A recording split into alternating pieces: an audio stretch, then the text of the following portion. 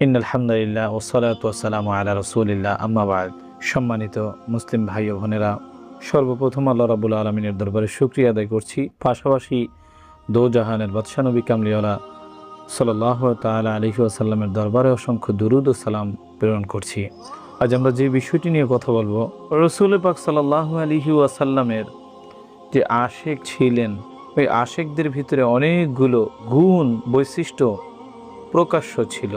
অপ্রকাশ্যগুলো যেগুলো গোপনীয় সেগুলো তো আর দেখা যায় না, সেটা তো আল্লাহ সুবহানাহু ওয়া তাআলা ভালো জানেন। কিন্তু বাহ্যিকভাবে যেটা দেখা যায় সেই জিনিসগুলো যদি আমাদের ভিতরে না পাওয়া যায় তাহলে এটা অনেক হতাশাজনক। আপনাকে আমি কয়েকটি ঘটনা শোনাবো ইনশাআল্লাহ, আল্লাহ সুবহানাহু ওয়া তাআলা যদি আমাকে সেই তৌফিক দেন। প্রথমে আমরা জুবাইর রাদিয়াল্লাহু তাআলা আনহুর কথাটাই তুলে ধরার চেষ্টা করছি।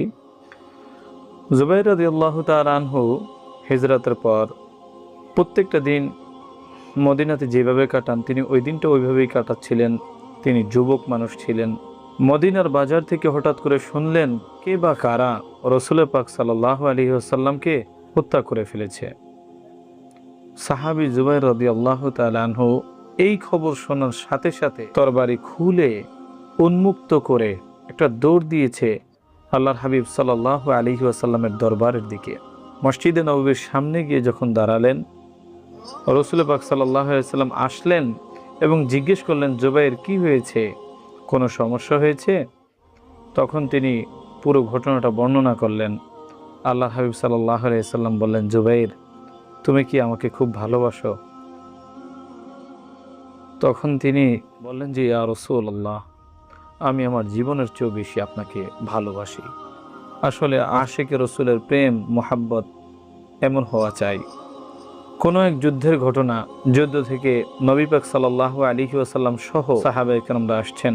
মদিনা থেকে এক মহিলা খুব তাড়াহুড়ো করে দৌড় দিয়ে সেই কাফেলার দিকে যাচ্ছেন। যাওয়ার পথে কাফেলার প্রথম যারা ছিলেন, যে সাহাবায়ে কেরামরা ছিলেন, তাদেরকে জিজ্ঞেস করলো যে আল্লাহর হাবিব সাল্লাল্লাহু আলাইহি ওয়াসাল্লাম কেমন আছেন?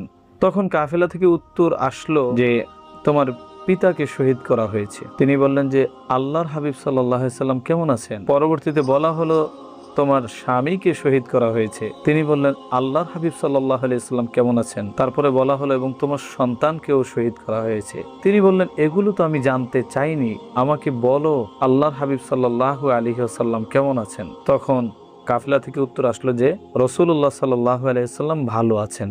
তখন তিনি বললেন আলহামদুলিল্লাহ, আমার আর কোনো চিন্তা নেই, আর কোনো আফসোস নেই।